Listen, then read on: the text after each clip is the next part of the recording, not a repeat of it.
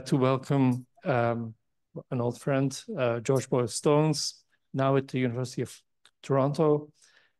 George is well known for many works. One of the most, well, he has written a book on post-Hellenistic philosophy. He is also, it's probably one of the most important works that came out in the last couple of years, written a kind of long and sadly for post-Hellenistic Platonism. So with translations, very fine interpretations, and like many articles, collection, translation of Cornutus. So too much to sum up here.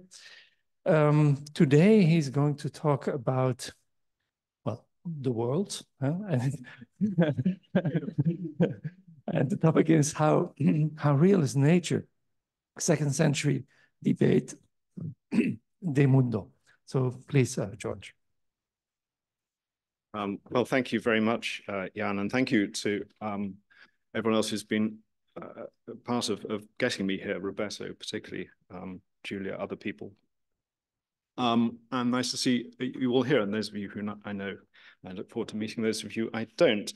So there are two handouts, or there's one handout twice, really, because I'm dealing with essentially two texts today, one Greek, one Latin, and getting the English on the same page as those two texts ends up being really messy. So I've just reduplicated the texts on one handout, which is the Greek and Latin, and one which is the English, so you can look at them side by side or choose one or the other. And what I'm going to talk about is a work which I've been, I had a conference on this a few years ago in Toronto, and that's now going to be an edited volume with a translation of Apuleius's De Mundo, which I was interested in looking at because it seemed to me very sadly neglected. Always looking for the neglected bits of evidence for our subject. And I think the De Mundo is, in ways I hope to explain to you, important, though neglected, evidence for second century Platonism, but also, and this is actually, in a way, a more important part of what I want to suggest today, it's also important and utterly neglected evidence for second century Aristotelianism. And among other things, I hope that the theme will connect well with Jan's Not Another History project, because what I'm going to say is that this is all about, the De Mundo is all about a Platonist response to an Aristotelian critique of, of Plato, on the matter of nature, which is your theme for this year as well. It works very nicely. Just so you know, I've on the back of the handout, I've got a short bibliography, and rather proleptically included my own volume on this, but also a website connected with the conference, which you can look at. And what I've done there is to present the Greek text and the Latin text and translations of each text in parallel columns, and you can select which columns you look at next to each other at the same time, again, to sort of try and control the complexity of that, but also to see how these two texts relate, because that's the interesting thing here. So Apuleius's De Mundo is a dense but expansive account of the whole breadth and height of the cosmos. From a survey of the geography and meteorology of our planet to a relatively extended discussion of God as its providential first principle. You would think that it would be a pretty important work for studies of Middle Platonism, Middle Platonist physics, Middle Platonist theology. But people don't tend to read it at all. And one simple index of this is that it's never been translated into English, or it won't have been until our volume appears.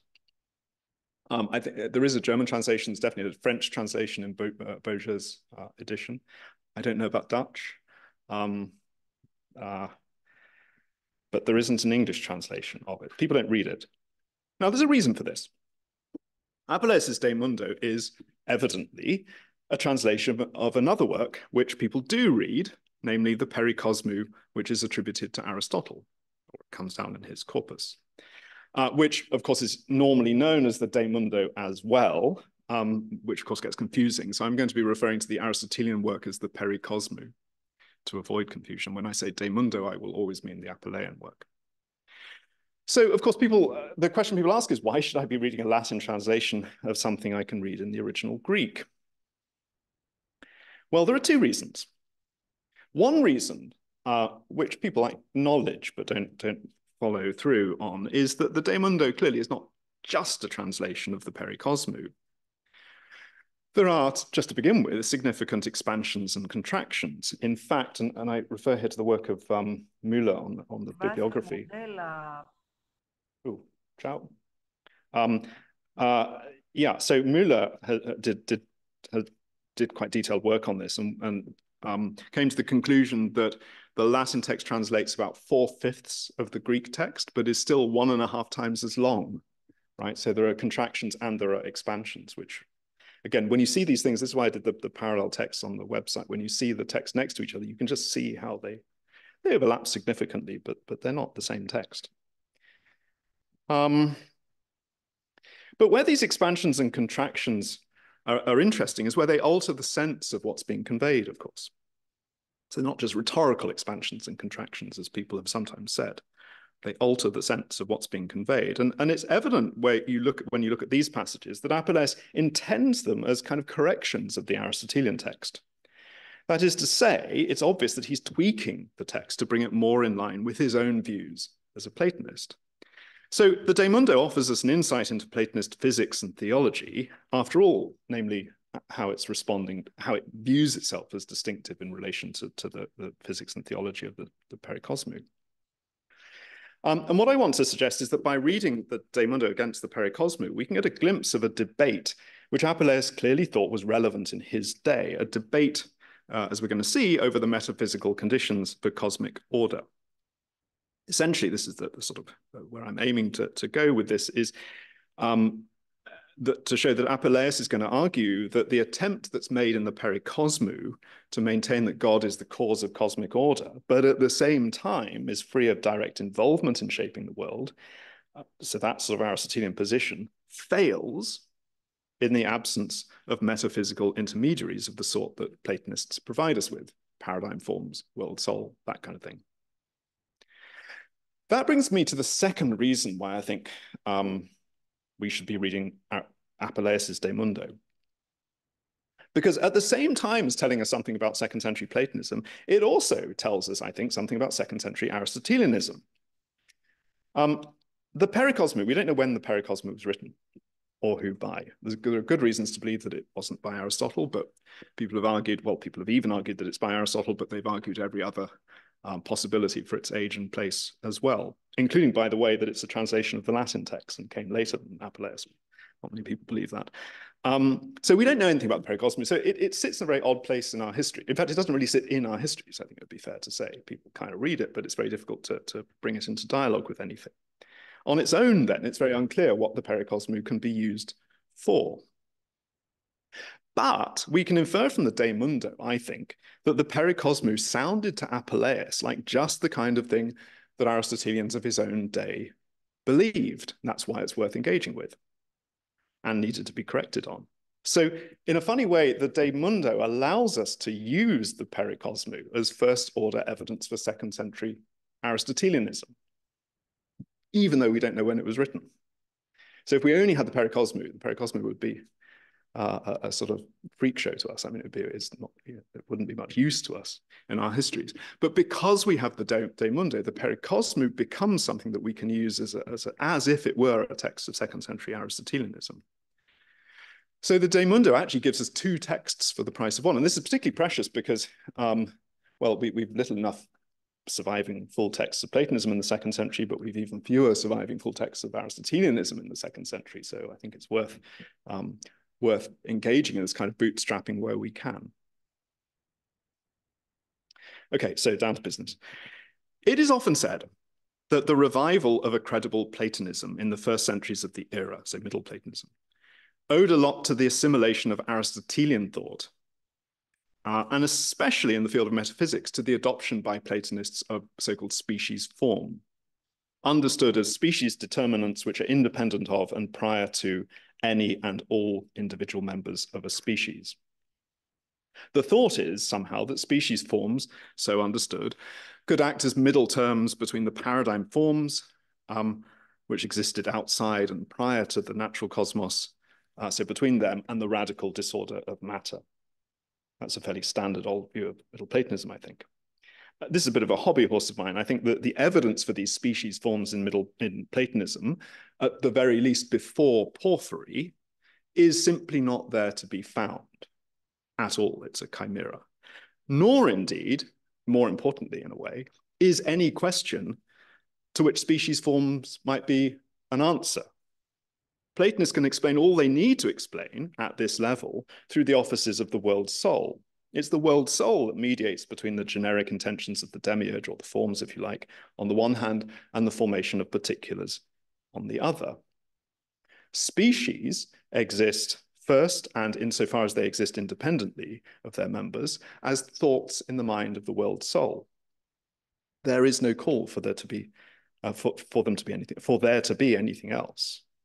So, in my view at least, species are prior to their, species are mental in effect, but they're still prior to their members, and so they have that kind of level of reality. Nature is real in the sense that it's first conceived by the world soul and then operationalized by it. Anyway, you don't need species form to do the work of explaining what species are in Platonism. But that's only one of the misconceptions involved in the view that Platonists sought alliance with Aristotelians in tackling the metaphysics of species or of nature. The other misconception, which is, if anything, more egregious, is concerns the assumption that Aristotelians themselves believed in species forms. In fact, Aristotelians after Aristotle almost universally reject the idea of species forms in the way that we think of them anyway, preferring the view that species are supervenient on their members, either as mere universals or, at best, as epiphenomenal properties of some sort or another. So already in the sort of first generation of Aristotelianism after Aristotle, we have Dicæarchus and Aristoxenus famously saying about the soul that it is nothing at all. That's how they're reported. And whatever that's supposed to mean, it's clearly part of a general rejection of the idea that species forms are real things. And in fact, it remained the standard position in the peripatetic tradition that species forms did not have their own substantial reality well into the period which saw the re-emergence of Platonism. So it's well known as a position associated with Boethus of Sidon, for example, who was head of the school in the 1st century AD. He almost certainly inherited it directly from Andronicus, who of course is a cardinal figure in the Aristotelianism of that period. Things get a bit more difficult after that, more complicated after that, but the Platonist Dexippus in the 3rd century is able to suggest that Alexander of Aphrodisias still thought exactly the same thing. So this is text 1 on your handout, in whichever language you want to read it. So this is from the commentary on the categories. It's a dialogue between Dexippus and Seleucus. Seleucus says, what are we going to say against those who dispute this and against those who wonder whether universals are not prior by nature to particulars, but are posterior to them? What are we going to say to people who think the universals are posterior to particulars? Dexippus gives a long response to this. You can probably imagine the kind of thing he says. I'm not going to take you through that. But he ends up by saying, this is how we have to try and answer Alexander and Boethus and the other peripatetics. Readers of the metaphysics, he says, ought to show that Aristotle puts shared qualities first, even when considering perceptible things. So as far as Alexander is concerned, as far as Dexippus is concerned, Alexander's view, whatever it was, is pretty much the same as Boethus, i.e. universals come after particulars.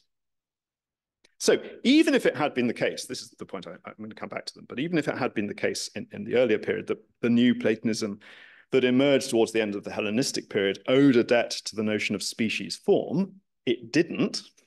But even if one were to concede that, it couldn't have been thought of as an act of assimilation with Aristotelianism, because Aristotelians didn't believe that. Aristotelians didn't believe in such forms themselves. So that's really where the topic of this talk comes from. So this is a debate over the nature and the nature and reality of nature, in particular natural species. What did Aristotelians think? What did Platonists think?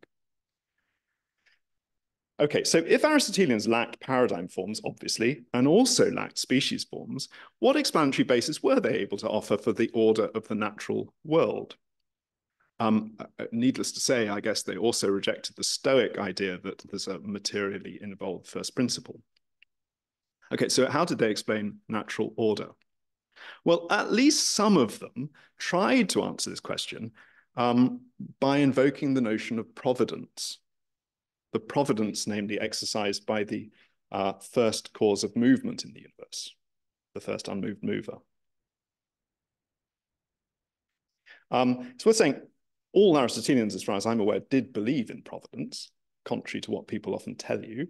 I think people sometimes have a rather funny and anachronistic view of what providence ought to mean, but as far as the word is used in the ancient texts, we can talk about that in the question session if necessary, but I don't think any Aristotelian actually denies that providence is a thing. There is, however, a debate about how it operates and what it can be held to be causally responsible for.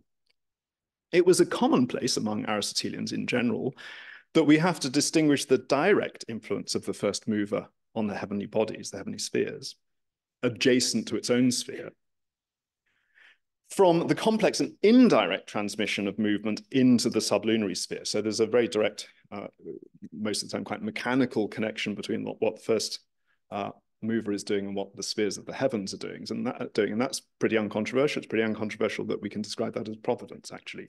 The question is really what happens when you reach the moon. So at the moon, there's this complex interweaving of the influence of all of the heavenly spheres on the material elements of the sublunary world. And the question is whether what's happening at that level of indirect transmission of order from the first unmoved mover can count as providence.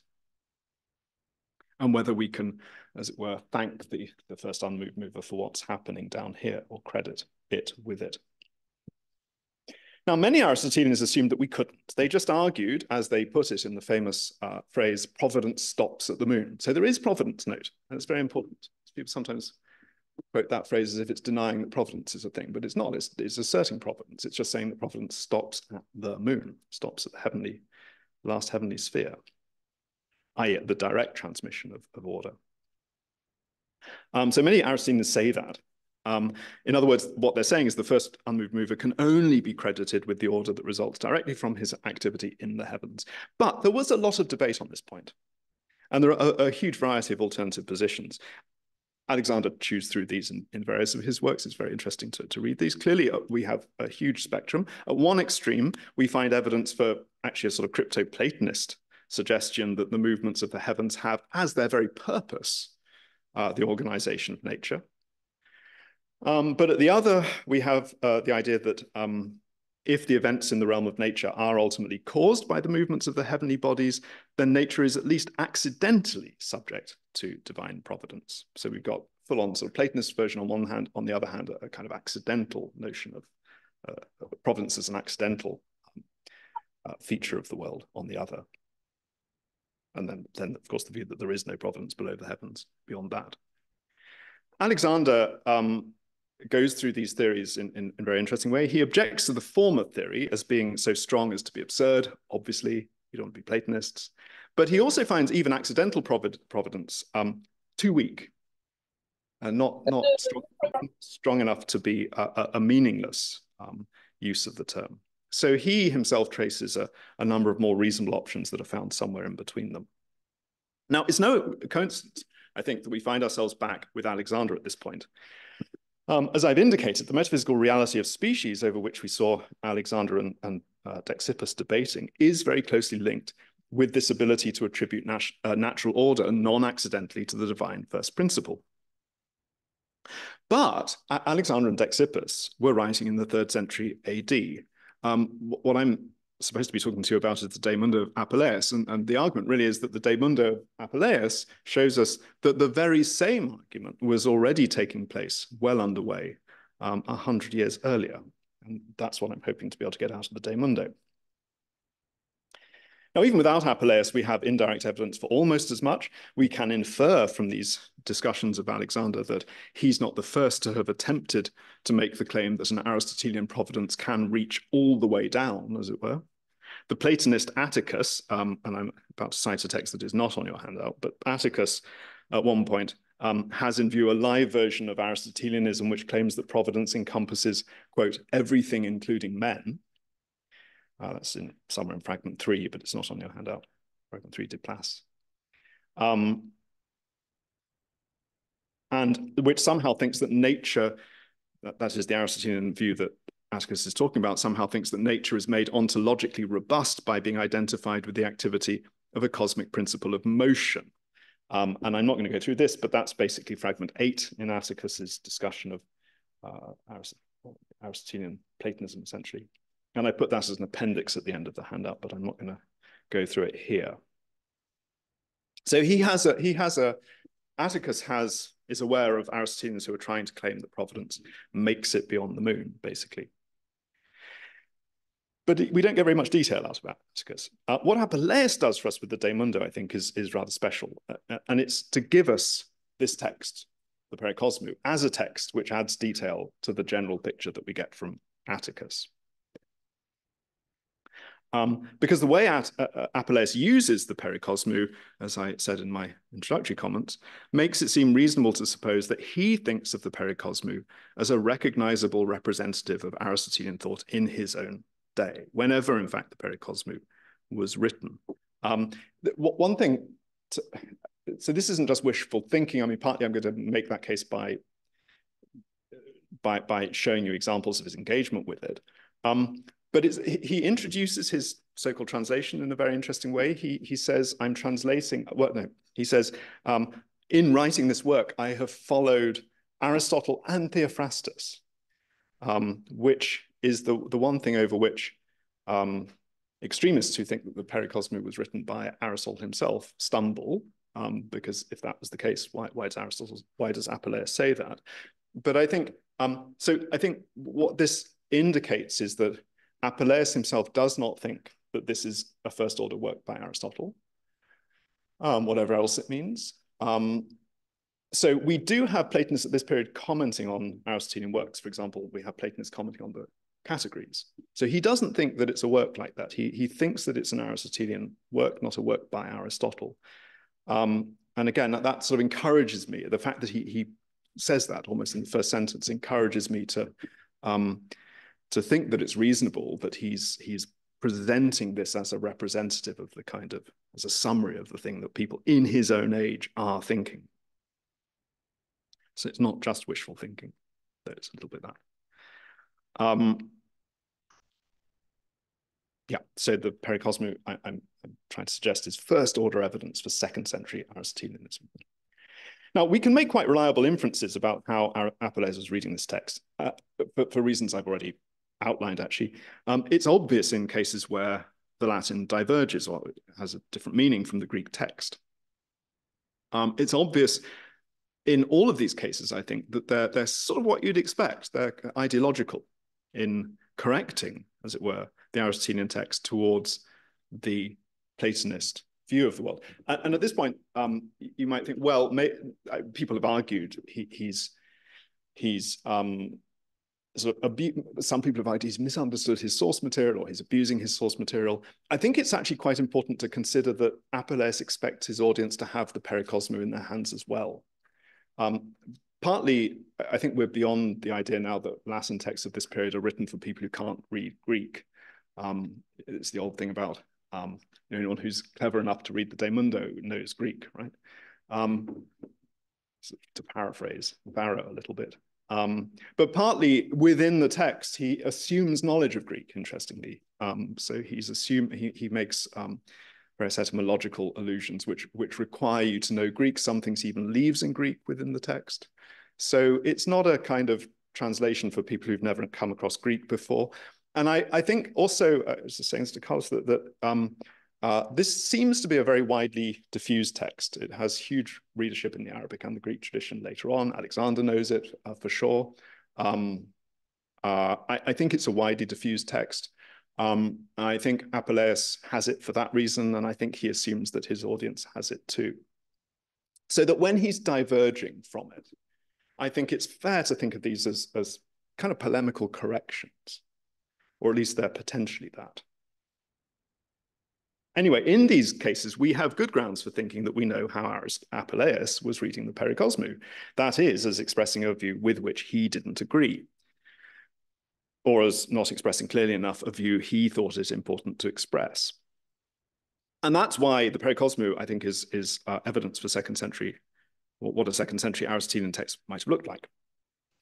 Yeah, I'm repeating myself now.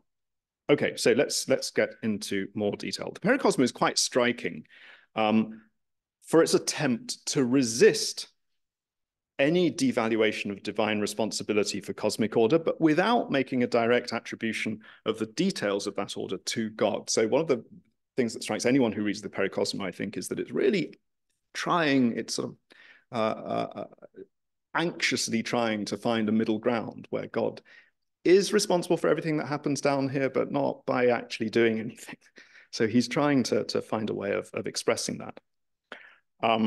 So assertions of God's responsibility for cosmic coherence, which taken on their own might sound quite straightforwardly creationist, are paired with denials that he's directly responsible for any of the details. The text, the Pericosmu, that is, aims to make a virtue of a position which it evidently knows is going to be accused of paradox. So just like Alexander later on, the author of the Pericosmu claims a providentialist position, but at the same time, he suggests that most providentialists are impious in the amount that they attribute to God. Now, if you look at text 2 on your handout, which is the long text, which I kept together, but then put some letters in the margins to point you to particular bits of it. If you look at A in text 2, this is from the Pericosmu, just the Greek at the moment. The author says this: there is an ancient account common to the ancestors of all men that everything comes from God and is constituted through God, and nothing of any kind is self-sufficient without him to preserve it. For this reason, some of the ancients have suggested that all these things which are apparent to our eyes and hearing and every other sense are full of gods. This is a rejection of the explanation which gives proper regard to God's power, even if it acknowledges his substance. For God truly is the preserver and progenitor of everything at all that happens, of everything at all that happens in the cosmos, but not, and here we go, but not because he undertakes the burden of a hard laborer's life. Rather, he employs an unwearying power by which he controls things which seem far off. So this power is the great sort of point of research for this text, really, how this works as an appropriate sort of intermediary. So God's responsible for absolutely everything, but he doesn't actually do anything somehow. For the Pericosmu, God somehow triggers cosmic order, sets it free. He's a single cause which gives each part its opportunity, as he says at one point. Mias tes protes haitias pasin apodusis ten oikean eumarean. So it's a single cause, but which gives everything else the opportunity to express itself. One of the metaphors he uses to explain this compares God to a trumpeter in an army.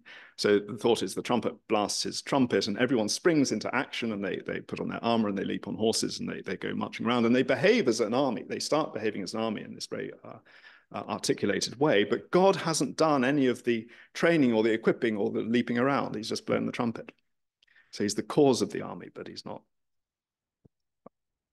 How successful that metaphor is, I leave it to you to see, but you can see what he's trying to do here. How close the positive theory of the Pericosmu approaches to a theory of accidental providence of the kind that Alexander finds unacceptably weak is open to interpretation. But rather like Alexander, one does get a clear sense of this text trying to negotiate a position between the ultimate Scylla of a chance-based materialism, so something like Epicurean atomism, I suppose, on the one hand, and the Charybdis of a full-blown Platonism or even Stoic providentialism on the other. And that sense is confirmed by Apuleius's response, because Apuleius makes very deliberate moves to align his own text more comfortably with what we know Platonists think. Notably, for example, he introduces the language of providence, providentia, where Pericosmu has only the language of power. So now if you look at B in the handout, I can't remember, did I underline this in the Latin? Yeah, so the underlinings sort of correspond to what I'm marking out with the letters here. This is the part of the text that corresponds to the final sentence of the quotation I just gave you from the Pericosmu. So that thing about God's unwearying power, right? Remember that? What Apuleius says, and this, just look at the little underlined bit on the De Mundo side of the handout. God reaches everything, even things far away, with a providence, providentia, which never wearies. So an infatigabili providentia. So that's translating dunamis, right? Apuleius is clearly not offended by the vocabulary of power as such. It's a word that appears a lot in the Pericosmo, and elsewhere Apuleius is very happy to translate it as potestas. If he was motivated here to substitute providentia, it must be because he sees in the uninflected language of power here a challenge to his own robust providentialism. And I think it's likely that he saw this only because he's familiar with Aristotelians of his own day who are making just this claim. Namely that you don't need providence, you just need power somehow or other. So that's the kind of thing that I'm looking for in this text. Once you see this pattern of response, there are a lot more subtle divergences in those places where the texts don't quite mean the same thing, which start to align with them as well and build a bigger picture of metaphysical engagement. Here's just one example, and this is text 3 on the handout. It's a nice one. So early on in the Pericosmu, we get a description of the shape of the cosmos. I'll read the English, which will do for this purpose. The whole heaven, and this is Pericosmu, the whole heaven and cosmos is spherical and is, as I said, in continual motion, but there must be two fixed points opposite each other, as there are in the case of a ball rotating on lathes. That's the poles of the Earth, of course. As in the case of a ball rotating on a lathe, which remains fixed and hold the ball in place while the whole mass turns around them. Now look at the corresponding place in the De Mundo. And I'll read that too. Since the whole heaven thus revolves like a ball, it's to be held as if by roots which divine artifice has fixed to its vertices, as on a lathe a craftsman turns his wood symmetrically while it is held in position. The insertion here of the artifex, the craftsman, could slip past as part of rhetorical expansion, maybe just a knock-on effect of the fact that Apuleius chooses the active voice over the passive of the Pericosmu. But it's bound to seem more loaded than that if Apuleius has the view that the Pericosmu, that is the Aristotelians, precisely fall short of according full demiurgic providence to their first principle. In fact, what Apuleius calls us to notice here is that the Pericosmu must be drawing on an image taken ultimately from Plato's Timaeus, and I've given you that on the handout too. Timaeus 33b, the demiurge turned cosmos on a lathe so that it was round, the form of a sphere, with its center equidistant from its extremes in all directions. The demiurge, the demiurgos, is typically translated by Apuleius as artifex. So there we have it. Apuleius hasn't just inserted divine agency into his translation of the Aristotelian text, he has, as it were, restored it in such a way that it becomes hard to see that the phrasing of the Pericosmu is anything other than a deliberate, that is to say, an anti-Platonic suppression of demiurgic activity. So there's a full-blown debate going on here. He's highlighting the way in which the Aristotelian text has rejected the demiurge, but then suffered because of it.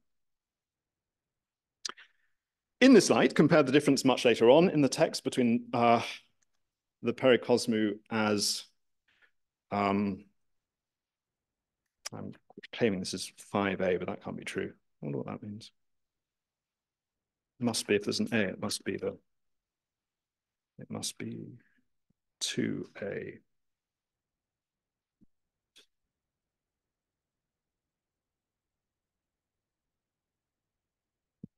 I think it's...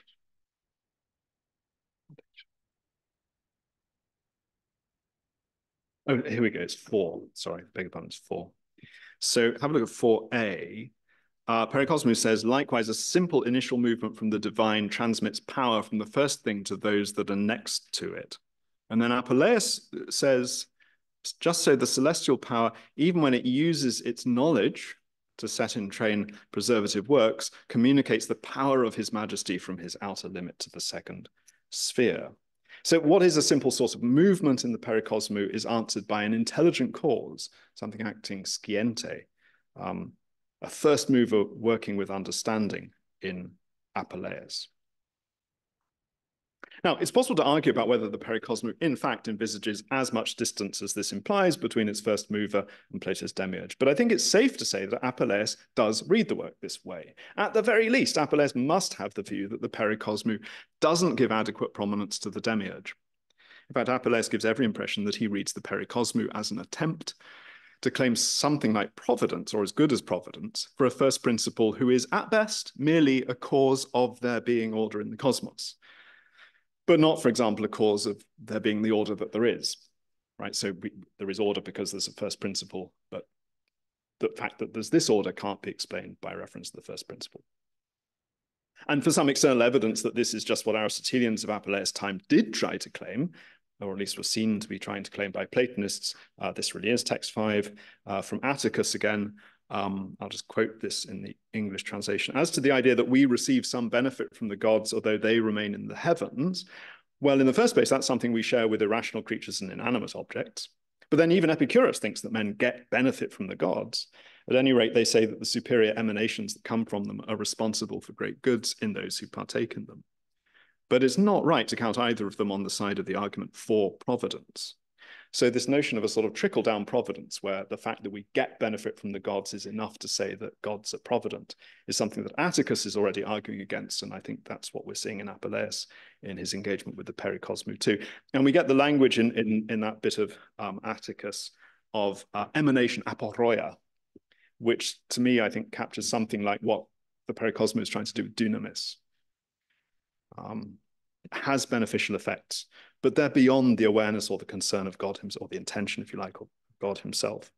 So they don't count as part of the theory of providence. So Apuleius highlights the absence of demiurgic or intentional language from the description of the first cause of cosmic order in the pericosmu. He restores it in his translation. But why is this language absent? And why does Apuleius think that it's required for an explanation of cosmic order? Well, the answer turns out, and this is where we really get into this question of what nature is, reality of nature. The answer turns out to have less to do with God and more to do with the tools with which God has to work. The reason that Platonists can talk about God as a craftsman and as responsible for cosmic order, even though they themselves very often think of God as what we would think of as an impersonal metaphysical entity, for example, the form of the good. It's not clear that the form of the good has intentions or thoughts of the sort that we're familiar with, for example. But the reason they can get away with saying that this nevertheless counts as a more robust version of providence is that they also believe in determining paradigms for natural order, prior realities which determine not just that there is order, but that we have the order that we have, namely the forms. The forms prevent it from being the case that God's activity on the world is a matter of chance. By explaining the effect that the forms have on the material world, the demiurge precisely explains not only the fact that the world has some order, but what order it has, namely the order given to it by the forms. And if we wanted to go into more detail than is relevant now, we could also refer, as I did earlier, actually, to the world soul, which in turn has an important role in determining what this means at a phenomenal level. So it operationalizes the forms, essentially. But there's nothing standing between the Aristotelian God and the natural world which makes it anything other than chance that the world has the order it does have. Things just fall out the way they do. Providence trickles down. If God were a craftsman, he would either manipulate the material himself, like the Stoic God, but the pericosm is very, very clear that that's not what it wants, or he would empower intermediaries to do the work for him. But the Aristotelians deny that there are any such intermediaries. And this absence of intermediaries from the etiology of the pericosm is another thing which Apuleius is very careful to correct, and so I would say to highlight. So let's go back to text 2 now, and on to section D, or where I put D in the margin. The pericosmu, talking about God, says his power is located in the heavens, benefits what's closest most, and is the cause of preservation for everything, which is innocent enough.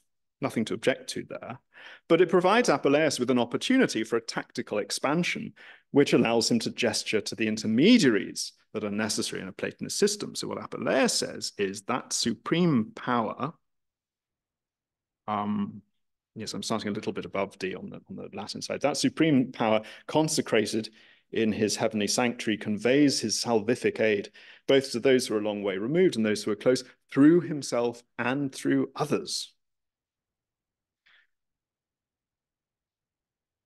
So completely, as far as translation is concerned, completely unmotivated. But as far as metaphysics is concerned, absolutely necessary.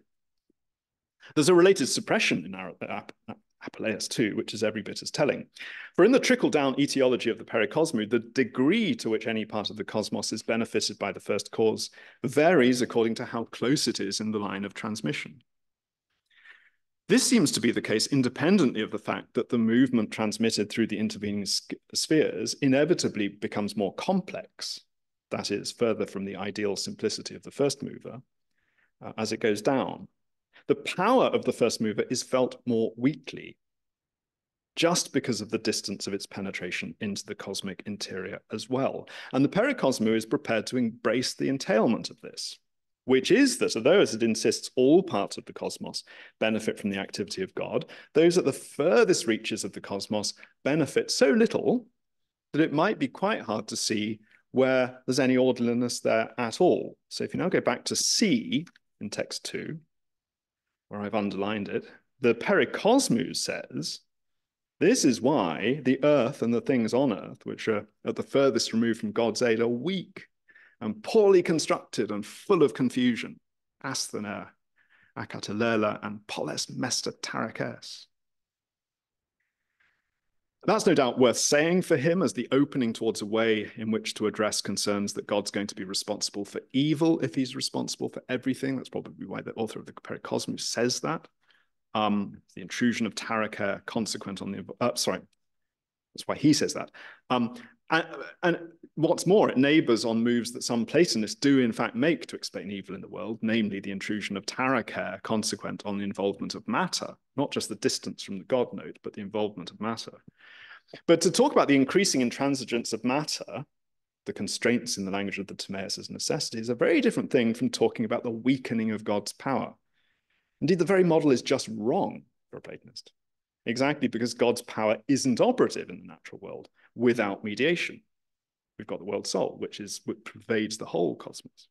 So Apuleius just suppresses that claim. We attain the benefits of God's kindness in proportion to our distance from him, he says, which asserts, I guess, a kind of distinction between the perfect order of the celestial realm and the imperfect order of the sublunary realm. But it doesn't say that at some point it kind of runs out and there are bits of the world where there's just, you can barely tell that God's power is operative at all. He just suppresses that.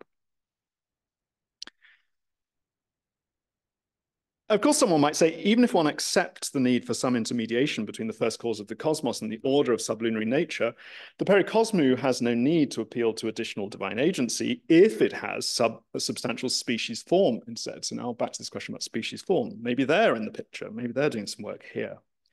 That would already be adequate to ensure that nature was imprinted with the order it has, the order it has at the trumpet call of the divine.